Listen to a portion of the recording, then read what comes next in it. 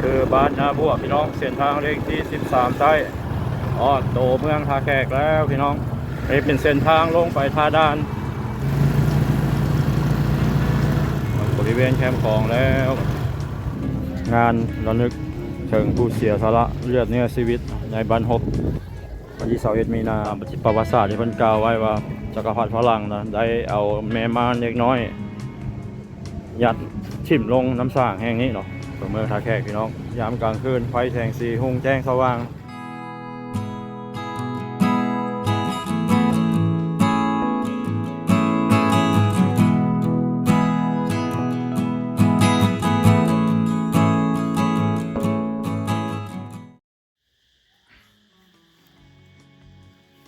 สบายดีพี่น้องหมดสู้คู่โซนเนาะสบายยามแรงตอนนี้บาซอนกำลังจะเดินทางเข้าไปเมืองท่าแขกเนาะที่เข้าไปเลาะไปเที่ยวยามแรงเนาะพาบางคำน้อยไปลิ้นพี่น้องไปลิ้นตัวเมืองตอนนี้ใกล้สิค่ำละเวลาประมาณ6 โมงปลายอยู่ท่าแขกมันมีงานเนาะยังโมแน่ใจว่างานอย่างเป็นจัดอยู่แคมป์ของติดตามรับชมเบิ่งนำกันเนาะพี่น้องบางคำน้อยไปถ่ายอยู่ประตูรอพี่น้องเลยอยากไปท่าแขกแห้งไอ้จะไปใช้มันเลยไปให้หยังท่าแขกยินหยังว้ายภาคบอกไปมันสิคำเหรอตอนนี้เบาซอนทอดบ้านนาบัวพี่น้องเลยเดี๋ยวนี้มันจะใส่ดอกไฟเยื้องข้างเลยทอดตรงเมืองท่าแขกดอกไฟโซลาร์เซลล์นี่คือบ้านนาบัวพี่น้องเส้นทางเลขที่13ใต้เห็ดมาฮอดเขตนาบัวนี่แหละยังพอได้เห็ดไปต่อเท่าตอนนี้ใส่ดอกไฟเยื้องทางแล้วก็แต้มเส้นจราจร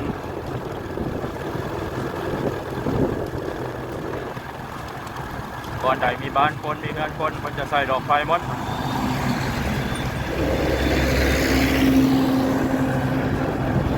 ตอนนี้ก็เป็นเวลาประมาณ7 โมงพี่น้องรถยังหลายอยู่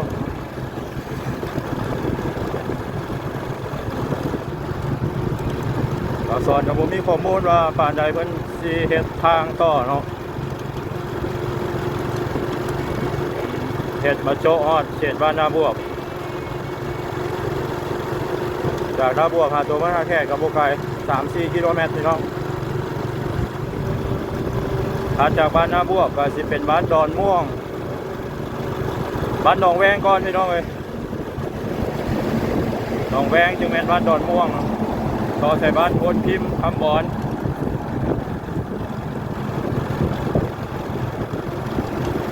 ใส่ดอกไฟเยื้องทางวัดพี่น้องแจ้งสว่างสวัยเนาะตอนนี้เส้นทางในตัวเมืองท่าแขกทุกพร้อมทุกซอยเราจะใส่ดอกไฟเยื้องทางวัดไปหน้าไปตาอันใหม่ของเมืองท่าแขกรถหลายพี่น้องเอ้ยโดยเฉพาะรถบรรทุกกลางคืนกับเจ้าแล่นหลายต้องระมัดระวังในการสัญจรไปมาเนาะ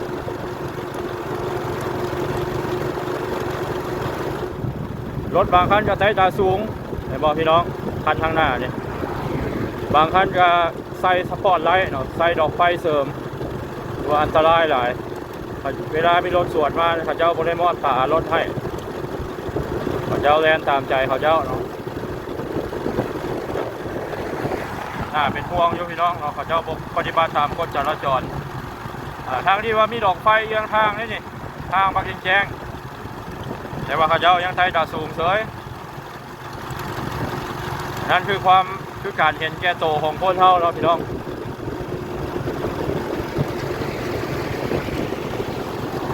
เป็นบางคนดอกบ่แม่นบ่ทุกคนบ่แม่นบ่ทุกคัน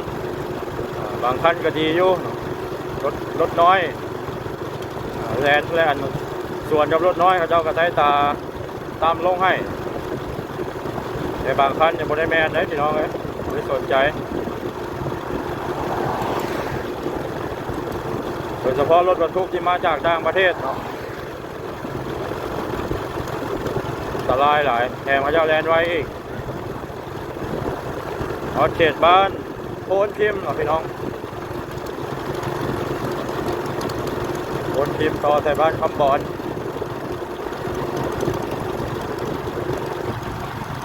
ก็ทั้งรถบรรทุกข้างหน้าเนี่ยก็ใช้ดาซูงนี่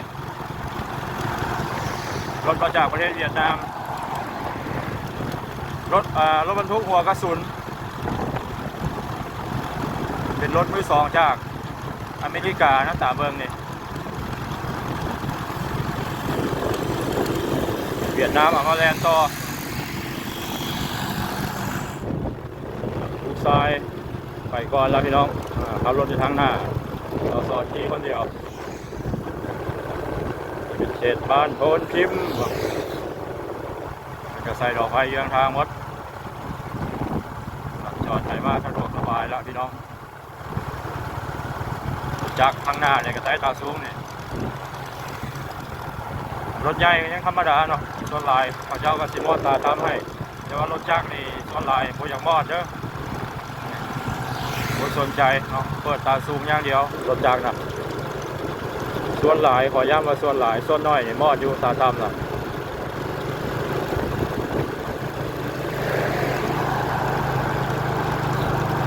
ทางหน้าก็ใช้ตาสูงเหรอพี่น้อง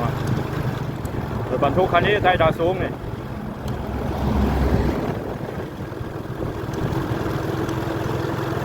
กลางคืนเนี่ยเจ้าแลนลายขนาดรถบรรทุก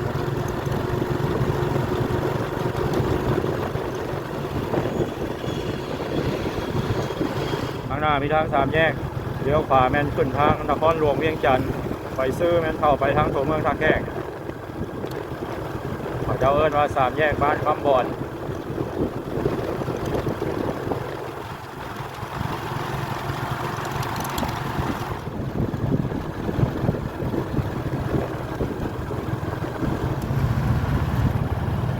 โตเมืองท่าแขกแล้วพี่น้องเขตนี้เป็นเขตบ้านคำบอนเด้อเนาะ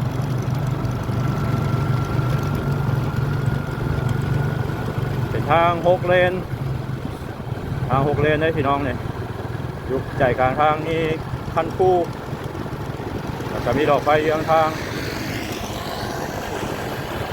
เขตบ้านคำบอนแต่ก่อนเขตนี้สิเป็นป่าหมดเลยเดี๋ยวนี้เต็มไปด้วยห้างห้านแล้วก็เลื่อนคนร้านขายวัสดุก่อสร้างร้านขายรถบริเวณปราสาทบ้านคำบอนเลื่อนคนเต็มมาแล้ว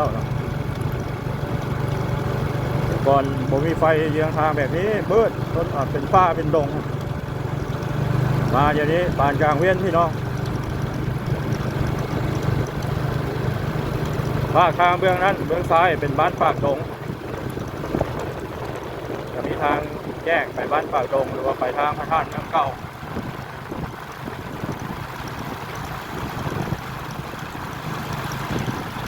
เขตบ้านปากดงบ้านสุขสวรรค์เขตนี้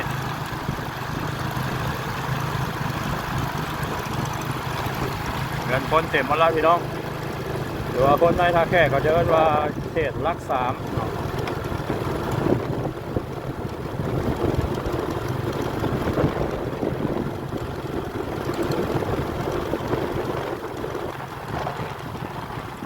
ใส่ดอกไม้เยื้องทางแบบนี้จนสุดเวลาฮอดวงเวียนหลัก 2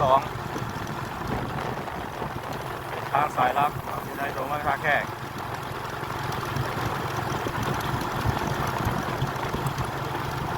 ทาง5ครับแมนตลาดหลัก 3หรือว่าตลาดสุขสมบูรณ์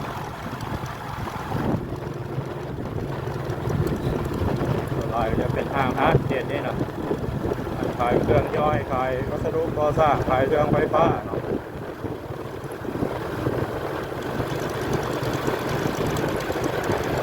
ภาคกลางเบื้องนั้นจะแมนตลาดสุขสมบูรณ์หรือว่าตลาดหลัก 3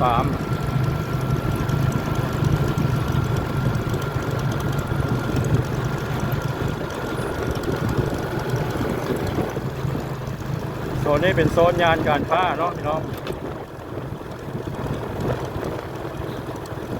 ร้านขายรถจักรขายโทรศัพท์มือถือเต็มหมดแถวนี้นะเขตบ้านสุขสวรรค์ราคาเมื่อนั้นเป็นบ้านจอมทองเบื้องขวาเป็นบ้านสุขสวรรค์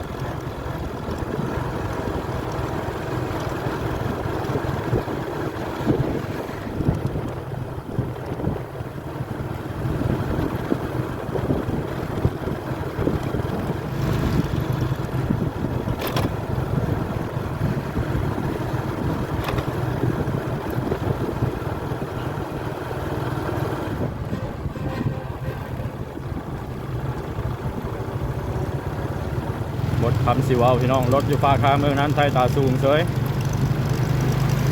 ขนาดอยู่ในเมืองนี่ไฟบักแจ้งรถไทยตาสูงมืดบ่าวสอดจ้ะโซนนี้จะเป็นโซนหลักของตัวเมืองท่าแขกเนาะเป็นย่านการค้าที่จะห้างห้านมดสองข้างทางนี่นะทางหน้ามีเป็นวงเวียนหลักสองหรือว่าน้ำพุจะมีน้ำพุพี่น้อง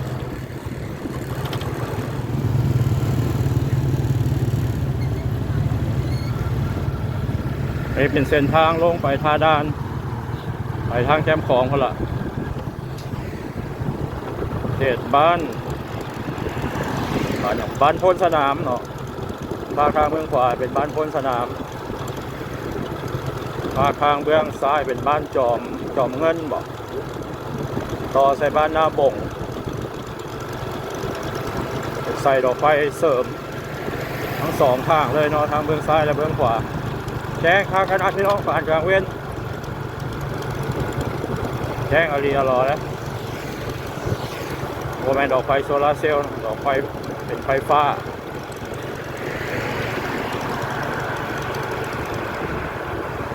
เป็นตกแต่งประดับประดาเป็นเอกลักษณ์แบบทรงลาวเลยเสาไฟฟ้าเสาดอกไฟยังทางเนี่ยเป็นฮุกแคนพี่น้อง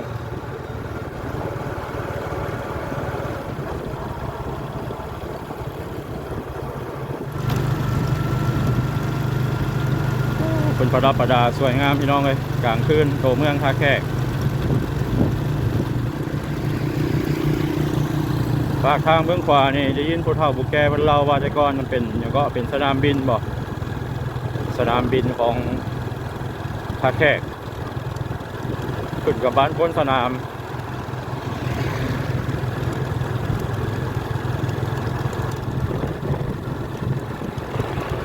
ตอนนี้ก็เวลา7 โมงป่ายเนาะห้างห้านก็ยังเปิดอยู่ผู้คนก็ยังสวนไปมากพี่น้องอากาศแสงสีเสียงเนาะยามกลางคืนที่เมืองท่าแขกทางหน้าเป็นบ้านจอมเพชรพี่น้องจอมเพชรจอมแก้วจะอยู่โมเมนต์อยู่แถวนี้เนาะจอมแก้วเนาะ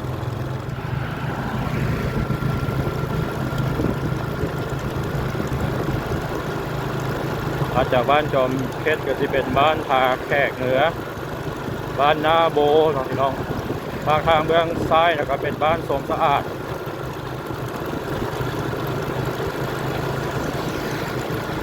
มีหลายบ้านได้อยู่ในตัวเมืองท่าแขกอะ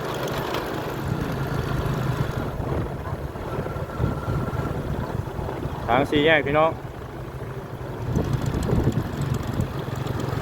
แปลกหูแปลกตาลายพี่น้องท่าแขกเข้าตอนนี้เนาะเจริญ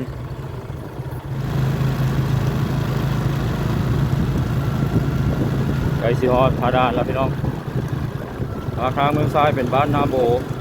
เมืองขวาเป็นบ้านท่าแขกเหนือรถไต่ตาสูงเสยยอม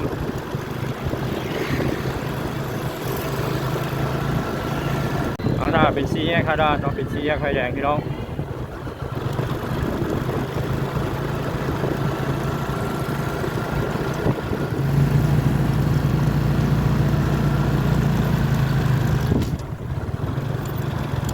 บริเวณแคมป์ของแล้ว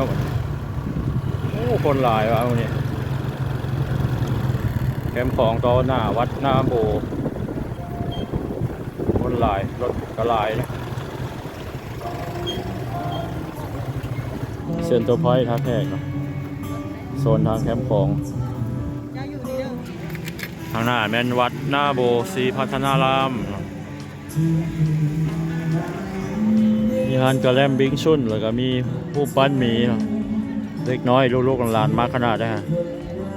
มีก้ากำลังไปถ่ายรูปกับตัวมี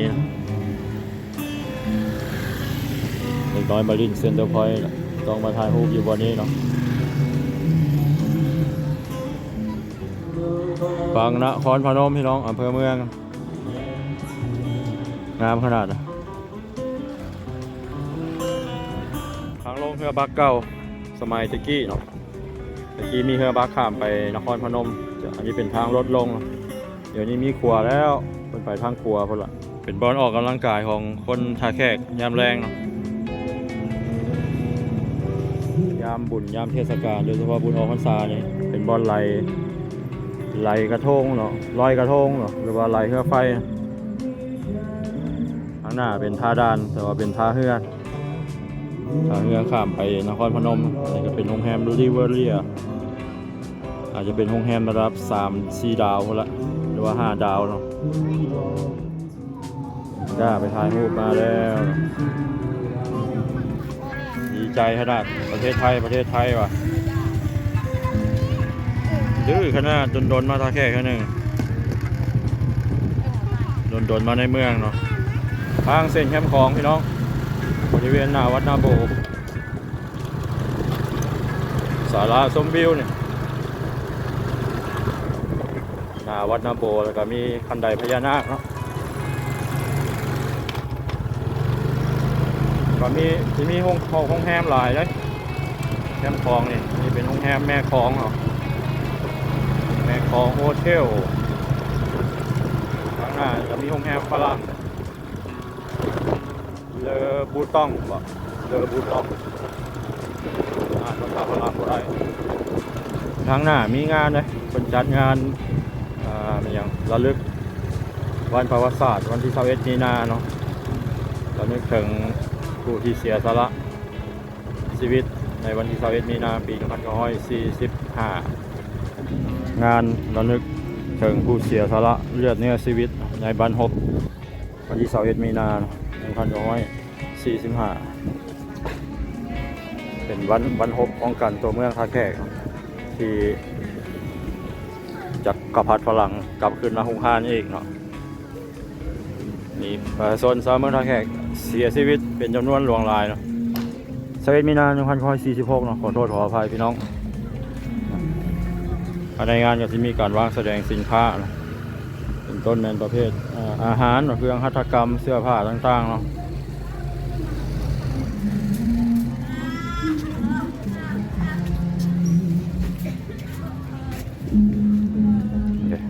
21 มีนา 1946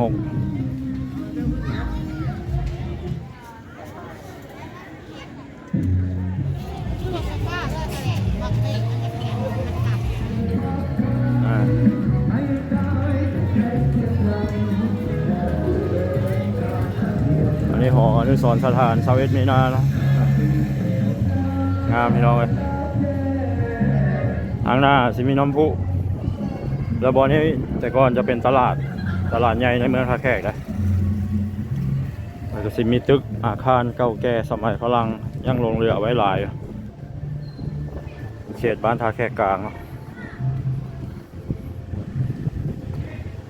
ข้างหน้ามีน้ำพุบนน้ำพุน้ำสร้างเนาะตามประวัติศาสตร์ที่เพิ่นกล่าวไว้ว่าจักรพรรดิฝรั่งนะได้เอาแม่ม่านเล็กน้อยยัดทิ่มลงน้ำสร้างแห่งนี้เนาะก็ยังอนุรักษ์ไว้อยู่พี่น้อง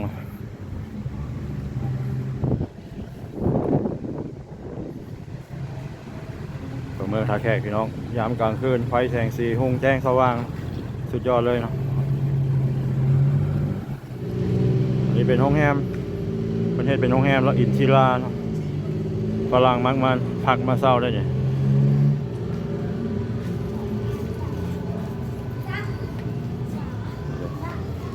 พวกจักรพรรดิฝรั่งขาดอีกน้อยเลยแม่ม่านชิมลงน้ำสร้างในวันที่21 มีนา 1946อันนี้เป็นรูปแต้มที่เพิ่นเฮ็ดแต้มเป็นจำลองไว้เนาะนี่คือน้ำสร้างเป็นอนุรักษ์ไว้เพิ่นเฮ็ดเล็กกันไว้เนาะพี่น้อง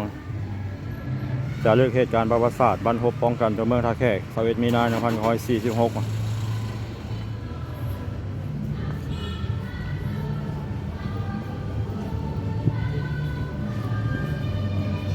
บริเวณนี้ก็จะเป็นร้านอาหารด้านภาคเนาะฝรั่งมักมาพักมาเซามาเที่ยวได้เขตนี้น้องๆกำลังฝึกซ้อมเต้นซ้อมพรเนาะ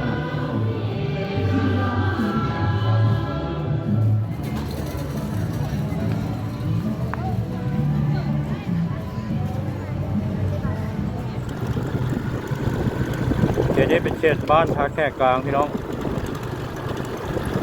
เป็นบ้านที่มีตึกอาคารเก่าแก่สมัยพระล่างหลายก็ยังอนุรักษ์ไว้อยู่นะแต่ว่าบางตึกก็เขาจะปรับปรุงใหม่เนาะถนนเส้นนี้มันก็ใส่ดอกไม้เยอะทางทั้งสองข้างเลยเนาะแจ้งข้างขนาดสี่แยกไฟแดงแผนกศึกษา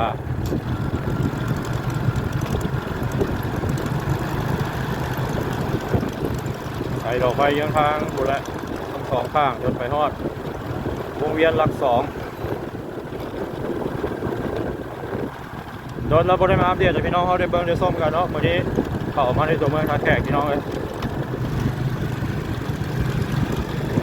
แขวงขมวนเขาเนาะเป็นแขวงท่องเที่ยวเลยพี่น้องเลยมีแรงท่องเที่ยวหลายทางเมืองท่าแขกแน่นอนอยู่ต่างเมืองแน่ท่าแขกก็มีท่าสีวัดกระบอกท่าฝรั่งทำเสียงเรียบทำขับนางแอนทัดเมืองพรทำพระนองปลาฟ้าทำปลาเสื่อมกระบอกเยอะๆนี่พี่น้องเลยหลายต่างเมืองก็มีบุรทางบุญคำยมราชมหาไซบุรพาก็มีเนาะทำกล่องรอวิวพอยคุณกล่องแรงเมืองอินบูนเนาะหลายพี่น้องไปหานั่งกินข้าวกันพี่น้องเลยมีก้าอยากกินบุฟเฟ่ต์วะท่านกินยังไอ้กินยังฮะกินยังฮะเพนพายวะมากวะมันแซ่บวะอาหารอิ่มสุกเป็นอาหารบุฟเฟ่เนาะเป็นไรเป็นหัวคนเนาะคนหนึ่งประมาณเท่าไหร่วะเป็น90,000 บาทประมาณนี้แหละ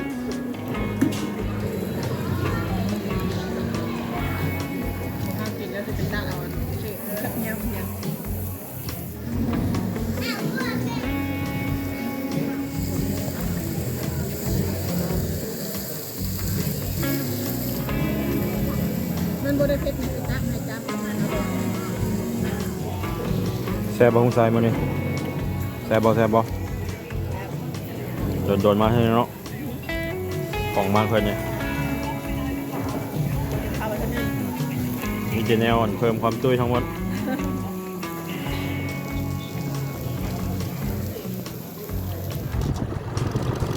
เดินทางครับก่อนพี่น้องมานี่พาพี่น้องเอามาเลาะมาเที่ยวตรงนั้นมาแขกยามกลางคืนตอนนี้ก็10 โมงย่างแล้วมันสิเดิมแล้วพี่น้องเลยเดินมาอากาศเริ่มหนาวแล้วอยู่ตรงเมืองท่าแขกเนี่ยใกล้ภูใกล้ผาหลายโอเคเนาะพี่น้องวันนี้มาสอนขออนุญาตปิดคลิปนี้ไว้สักอีกก่อนเนาะคลิปหน้าพบกันใหม่ขอบคุณใจทุกท่านที่เข้ามาติดตามรับชมสำหรับคลิปนี้สบายดี